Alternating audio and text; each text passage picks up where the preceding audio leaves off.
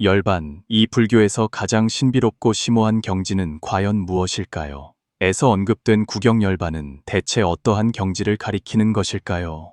생사윤회의 안개 속에서 얼마나 많은 수행자가 이 궁극적인 답을 찾기 위해 일생을 바쳤을까요? 이 구경열반이라는 네 글자 뒤에는 또 어떠한 깊은 지혜가 담겨 있을까요? 전설에 따르면 한 특별한 법회에서 대세지 보살께서 중생들을 위해 구경열반의 참된 모습을 밝히시어 수많은 방황하는 영혼들이 돌아갈 길을 찾도록 인도하셨다고 합니다. 시간에 묻힌 이 가르침은 어쩌면 우리에게 깨달음으로 향하는 창을 열어줄지도 모릅니다.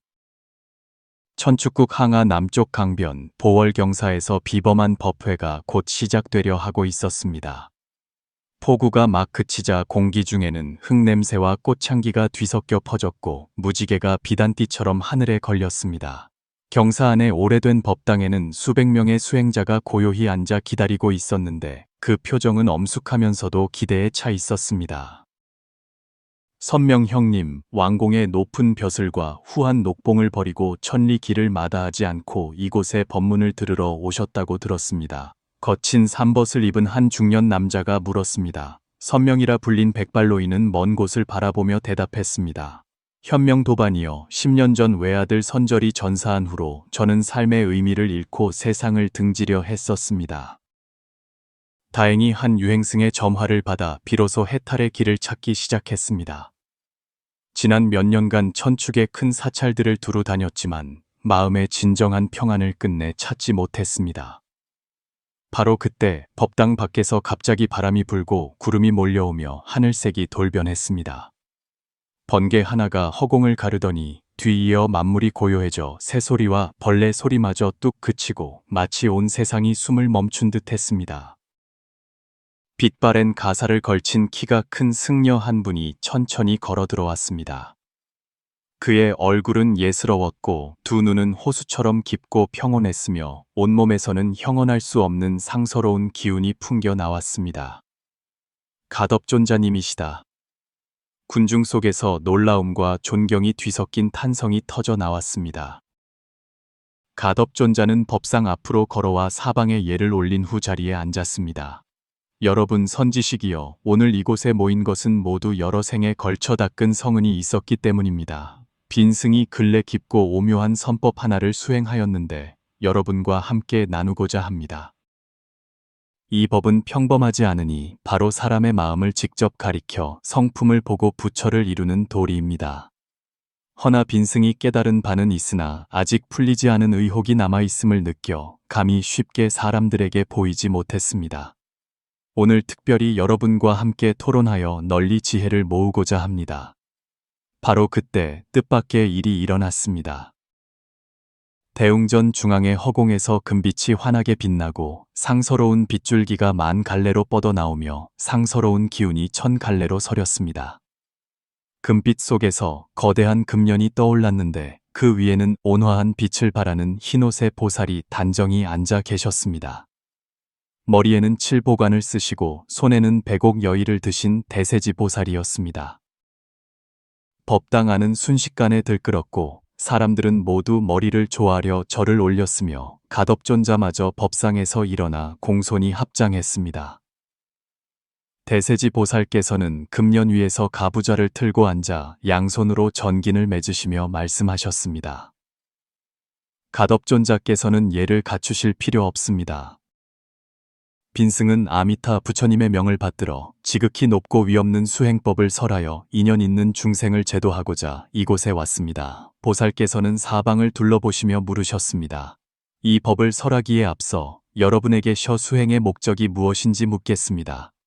선명이 자리에서 일어나 말했습니다. 수행의 목적은 생사를 초월하여 구경의 해탈을 얻기 위함이 아니겠습니까? 훌륭합니다.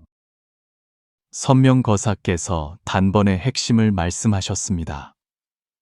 수행의 최종 목적은 바로 구경해탈을 얻는 것이며 이 구경해탈의 경지에 대해에는 특히 정확한 묘사가 한 군데 있습니다. 보살께서 손가락으로 가볍게 허공을 가리키시자 금색 글자들이 나타났습니다. 에 이르기를 오온이 모두 공한 것을 비추어 보고 온갖 괴로움과 재앙을 건넜느니라. 또 이르기를 지혜도 없고 어둠도 없으니 얻을 바가 없는 까닭에 보리살타는 반야바람일 때 의지함으로 마음에 걸림이 없고 마음에 걸림이 없으므로 두려움이 없으며 뒤바뀐 헛된 생각을 멀리 떠나 구경열반에 이르느니라 하였습니다. 선명이 깊이 절하며 여쭈었습니다. 보살님, 저는 여러 해 동안 혼란스러웠습니다. 세상 사람들은 모두 열반이 해탈이고 피안이라고 말하지만 이 피안은 과연 어떤 모습입니까? 구경열반은 정토와 또 어떤 관련이 있습니까? 대세지 보살께서 양손으로 연화인을 맺으시니 몸에서 나오는 광명이 더욱 찬란해졌습니다. 선명거사께서 좋은 질문을 하셨습니다. 열반과 정토는 현상은 다르나 본질은 다르지 않습니다. 제가 자세히 설명해 드리겠습니다. 열반은 범어로 꺼짐을 의미합니다. 무엇을 끈다는 것일까요? 탐진치삼독의 불길을 끄고 모든 번뇌를 꺼서 마음을 고요함으로 되돌리는 것입니다. 그러나 오해해서는 안 됩니다. 열반은 단멸이 아니며 더욱이 죽음도 아닙니다. 생사를 초월한 대자유, 대자재의 경지입니다. 선명의 눈에 희망의 빛이 스쳤습니다. 그렇다면 무엇이 구경열반입니까? 그것은 일반적으로 말하는 열반과 어떤 차이가 있습니까? 대세지보살께서 미소 지으시며 말씀하셨습니다. 부처님께서는 일찍이 4가지 열반의 경지를 설하셨는데 층층이 경지가 나아가며 각기 다릅니다. 보살께서 손을 들어 허공을 한번 그으시자 즉시 4폭의 찬란한 그림이 나타났습니다. 첫째는 유여 2열반입니다. 아라한이 견사옥을 모두 끊어 다시는 생을 받지 않지만 과거 업력에 남은 과보가 다하지 않아 여전히 오온의 몸과 마음의 괴로움이 있는 것입니다. 둘째는 무여 2열반입니다. 오온의 몸과 마음이 모두 멸하여 다음 생을 받지 않으니 몸도 없고 마음도 없어 남김없이 멸한 것입니다. 셋째는 무주처열반입니다. 생세도 머물지 않고 열반에도 머물지 않는 것이니 여러 대보살들처럼 비록 열반의 경지를 증득했지만 이에 머물지 않고 여전히 중생 제도에 힘쓰며 널리 유정들을 제도하는 것입니다. 보살의 광명이 조수처럼 세차게 일어나 법당 전체를 비추니 그 자리에 있던 모든 이들이 전례 없는 감동과 청명함을 느꼈습니다. 마지막 넷째는 구경열반입니다. 이는 부처님의 지위에서 원만한 보리를 이루고 2가지 장애를 모두 끊고 삼신사지를 원만히 증득하여 궁극적으로 정멸하면서도 그 큰 쓰임이 무궁무진한 경지입니다. 여기까지 듣자 사람들은 모두 감동하지 않는 이가 없었고 어떤 이는 고개를 숙여 깊이 생각했고 어떤 이는 눈빛이 형형했으며 어떤 이는 눈물을 흘렸습니다. 선명이 다시 일어나 목소리가 감격으로 미세하게 떨리며 말했습니다. 보살님의 말씀은 매우 깊어 마치 감로수를 마신 듯합니다. 그러나 구경열반은 부처님의 경지이시니 감히 오르기 어려워 보입니다. 저희 같은 범부 중생이 어떻게 이를 수 있으며 어떤 방법으로 수행해야 그러한 경지에 들어갈 수 있겠습니까? 대세지 보살께서 선명을 똑바로 바라보시며 말씀하셨습니다. 구경열반은 비록 부처님의 경지라 멀게만 보이지만 모든 중생은 본래 열애의 지혜와 덕성을 갖추고 있습니다. 다만 객진망상에 가려져 증득하지 못할 뿐입니다. 만약 망상을 모두 떨쳐버리고 본래의 근원으로 돌아간다면 사람마다 모두 부처를 이룰 수 있습니다. 싱롱이 초췌한 비구 한 분이 일어섰습니다. 그는 뼈만 앙상하고 눈은 푹 꺼져 있었으며 목소리는 허약했지만 고집스러움이 묻어났습니다. 자비하신 보살님, 제자는 여러 해 동안 정진 수행하여 하루 한 끼만 먹고 밤에는 눕지 않으며 두타 고행을 하고 추위와 더위를 가리지 않았습니다. 경전 천부를 읽고 계율을 엄격히 지키며 선정에 힘썼으나 항상 마음속 번뇌가 풀리지 않고 열반의 경지와는 거리가 멀다고 느껴집니다. 도대체 어디서 잘못된 것입니까? 대세지보살께서 자비롭게 그를 바라보시며 말씀하셨습니다.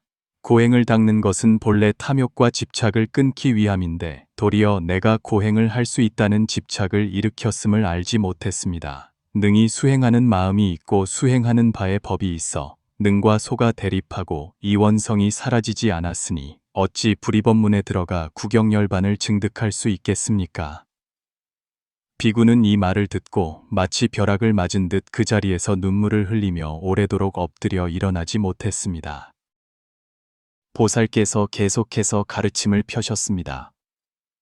세상 사람들은 수행의 길에서 잘못된 길로 빠지는 경우가 많습니다. 어떤 이는 고행에 집착하여 육신을 괴롭히며 고통이 깊을수록 도에 가깝다고 여깁니다. 어떤 이는 선정의 기쁨에 빠져 고요함을 탐착하여 깊은 선정에 한 번 들면 벗어나려 하지 않습니다. 어떤 이는 공에만 치우쳐 세간의 모든 것을 부정하며 단멸견에 떨어집니다.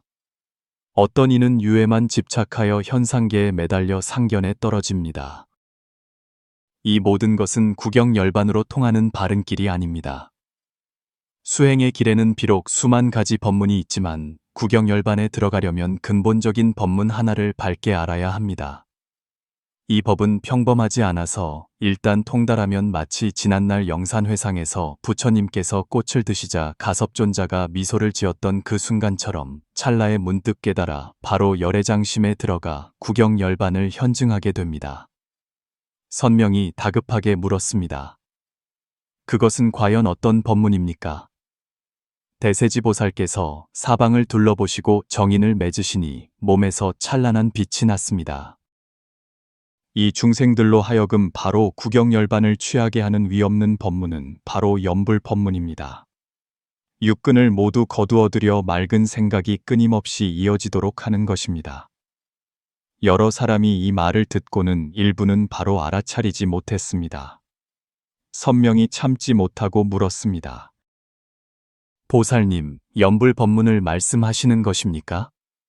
그런데 이것이 의 국영열반과 어떤 관련이 있습니까? 바로 그것입니다. 제가 염불원 통장에서 일찍이 말하기를 육근을 모두 거두어들여 맑은 생각이 끊임없이 이어지면 산마지를 얻으니 이것이 으뜸이다 라고 하였습니다.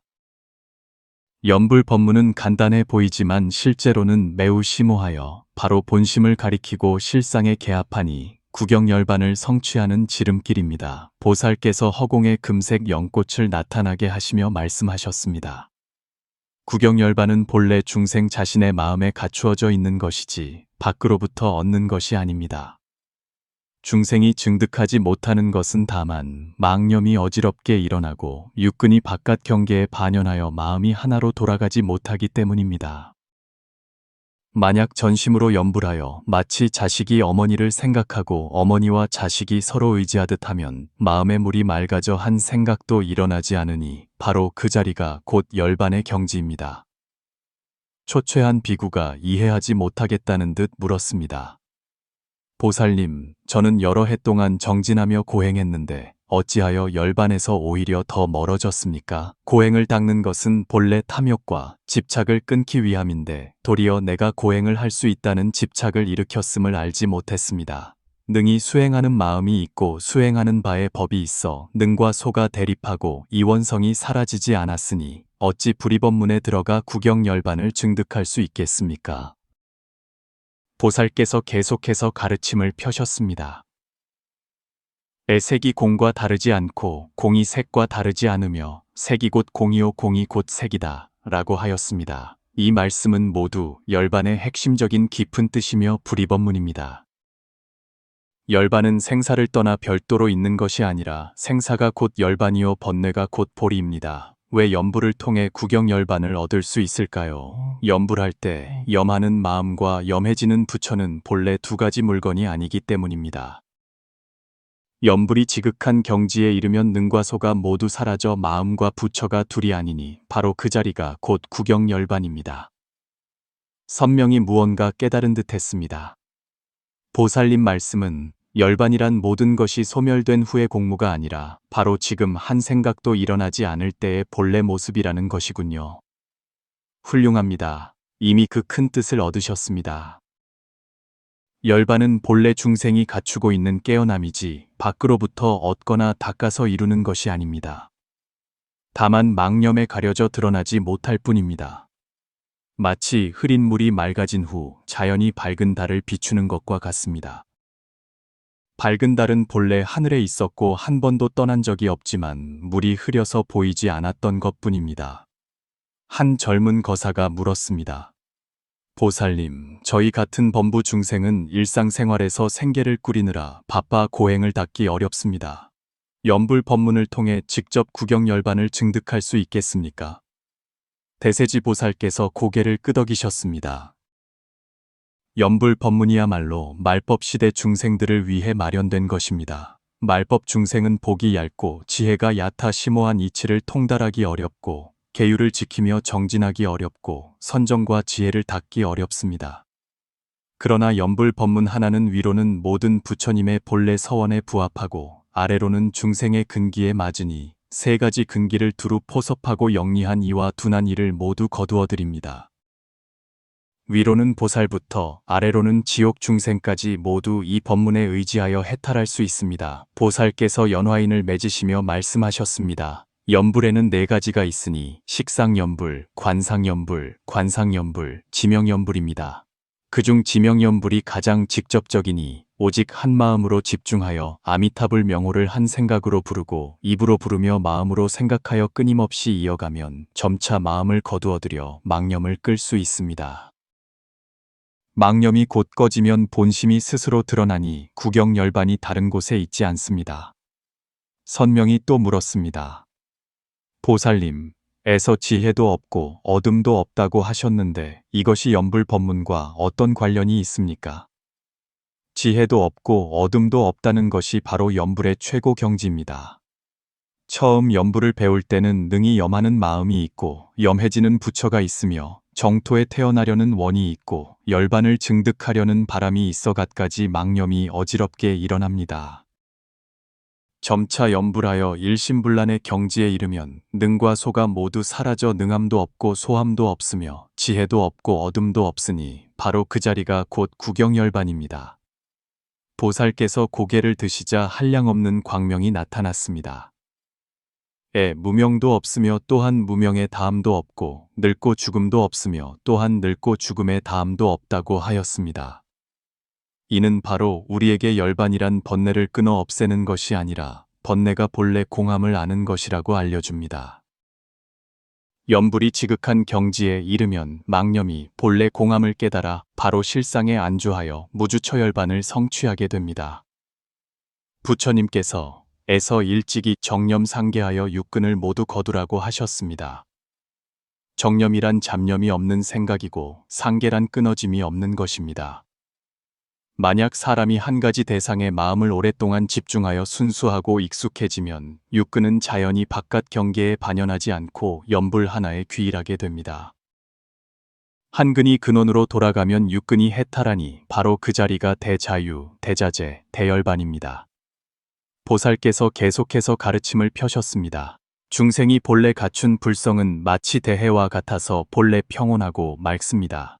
그러나 바람이 불어 파도가 일면 바다 표면이 흔들리고 불안해지듯 육근이 바깥 경계에 반연하면 마치 대해에 파도가 이는 것과 같아 마음이 평안을 얻지 못합니다. 연불 법문은 마치 바람이 멎고 파도가 잠잠해져 바닷물이 평온함을 되찾아 본래 모습을 드러내는 것과 같습니다. 고행하던 비구가 다시 일어나 눈물을 흘리며 말했습니다. 자비하신 보살님, 저는 오늘 드디어 여러 해 동안 고행해도 해탈하지 못한 것은 다만 집착이 너무 무거웠기 때문임을 깨달았습니다. 오늘부터 저는 모든 집착을 내려놓고 일심으로 연불하여 구경열반을 증득하기를 구하겠습니다.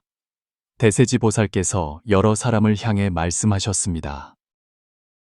여러분 선지식이여, 구경열반은 하늘 저 멀리 있는 것이 아니라 바로 지금 이 한 생각에 있습니다. 만약 집착을 내려놓고 망념을 쉬어 바깥 경계에 흔들리지 않고 본심에 안주할 수 있다면 모든 일, 모든 곳에서 열반의 묘한 마음을 깨달을 수 있을 것입니다. 연불 법문이야말로 우리가 마음을 거두어 하나로 돌아가고 망념을 쉬게 하는 수승한 법문입니다. 선명이 마지막으로 물었습니다. 보살님, 연불이 어떻게 의색공부리의 이치에 들어맞습니까? 연불할 때 부처님 명호는 바로 생겨난 색이지만 연불하는 마음은 오히려 공적합니다. 깊이 염불하여 부처님 명호가 비록 소리와 형상이 있지만 꿈과 같고 환상과 같아 그 자체가 바로 공함을 알게 됩니다. 그리고 염불하는 마음은 비록 공적하여 형상이 없지만 갖가지 공덕을 나타낼 수 있으니 공 가운데 묘유가 있는 것입니다. 이와 같이 수행하면 색공불이 생사열반불이의 경지를 분명히 증득할 수 있습니다. 보살께서 자리에서 일어나시어 양손을 펼치시니 몸에서 나오는 광명이 시방세계를 비추었습니다. 여러분, 제가 오늘 말한 것은 모두 방편으로 열어 보인 것이니 어느 도단의 경지에서는 바로 마음을 써야 합니다. 구경열반은 말로 이룰 수 없고 생각으로 얻을 수 없으며 오직 증득해야만 알 수 있습니다. 바라건대 여러분은 오늘부터 집착을 내려놓고 일심으로 염불하여 반드시 구경열반을 분명히 증득하십시오. 대세지보살의 모습이 점차 희미해지더니 한 줄기 금빛이 되어 하늘로 솟아올랐습니다. 사람들은 이 광경을 놀랍게 바라보며 오랫동안 평정을 되찾지 못했습니다. 가섭존자가 높은 단상으로 올라가 말했습니다. 대세지 보살님의 이번 가르침은 천재이루에 수승한 인연입니다. 여러분 모두 마음에 새기고 가르침대로 받들어 행하면 반드시 큰 이익을 얻을 것입니다. 선명히 물었습니다. 존자님께서는 이미 아라한과를 증득하셨는데 보살님의 말씀에 대해 어떤 견해를 가지고 계십니까? 가섭존자가 미소 지으며 말했습니다. 보살님께서 열어 보이신 것은 바로 부처님께서 깨달으신 경지입니다. 제가 비록 유여열반을 증득했지만 구경열반과는 아직 거리가 멉니다. 오늘부터 저 또한 보살님의 가르침에 따라 일심으로 염불하여 구경열반을 증득하기를 구할 것입니다. 법당 안의 사람들은 에펜벤히 일어나 양손을 합장하고 입으로 나무아미타불을 염송했습니다. 염불 소리가 여기저기서 일어나 점차 하나로 합쳐져 마치 작은 시냇물이 바다로 흘러 들어가는 듯 했습니다. 염불 소리가 울려 퍼짐에 따라 사람들 마음속의 망념은 점차 가라앉고 번뇌는 점차 멀어졌으며 내면은 고요하고 평화로워졌습니다. 그들은 마침내 깨달았습니다. 이 시끄럽고 들뜬 세상에서 우리의 마음은 정처 없이 떠도는 외로운 배와 같아 욕망과 집착의 풍랑에 끊임없이 내던져집니다. 우리는 외적인 모든 것을 추구하며 더 많이 얻으면 평안을 찾을 수 있다고 생각하지만 진정한 평온은 내면의 맑음에서 비롯된다는 것을 알지 못합니다. 구경열반은 마치 거울과 같아 우리가 이미 갖추고 있지만 먼지에 가려진 본래 모습을 비춰줍니다. 그것은 우리에게 무엇인가를 얻으라고 하는 것이 아니라 모든 무거운 짐을 내려놓고 본연의 상태로 돌아가게 합니다. 마치 바다가 본래 평온하듯 바람이 멎고 파도가 잠잠해지면 자연이 고요함을 회복하는 것과 같습니다. 우리의 마음은 본래 맑으니 망념이 멈추면 자연이 본래 모습을 회복할 것입니다. 염불 법문은 마치 내면의 보물창고로 통하는 문을 여는 열쇠와 같습니다. 그것은 간단하면서도 심오하고 보편적이면서도 특별하며 가장 어리석은 중생에게도 적합하면서 가장 깊은 경지에도 통할 수 있습니다. 우리가 입으로 부처님 명호를 부르고 마음으로 한 생각에 전념할 때 흩어진 마음은 자연히 한 곳으로 모이고 물든 생각들은 자연히 녹아내리며 내면의 보물은 자연히 드러납니다. 대세지 보살께서 떠나신 후 보월경사의 모든 사람 마음 속에는 등불 하나가 켜졌습니다. 그들은 구경열반이 먼 곳에 있는 것이 아니라 바로 지금 이 한 생각에 있음을 깨달았습니다. 집착을 내려놓고 망념을 끄고 깨어 있음을 유지하면 바로 지금 이 자리가 열반입니다. 그리고 이 모든 것의 시작은 단 한마디 부처님 명호와 한결같은 정성스러운 마음만 있으면 구경열반으로 통하는 큰 문을 열 수 있다는 것입니다. 이제 이 문은 우리에게도 활짝 열려 있습니다. 고통과 불확실성으로 가득 찬 이 세상에서 우리도 내면의 집착을 내려놓고 끝없는 추구를 멈추고 그 본래 청정한 자신으로 돌아갈 수 있을까요? 어쩌면 염불하는 한마디 한마디 부처님 명호가 바로 우리를 집으로 인도하는 등대의 빛일지도 모릅니다.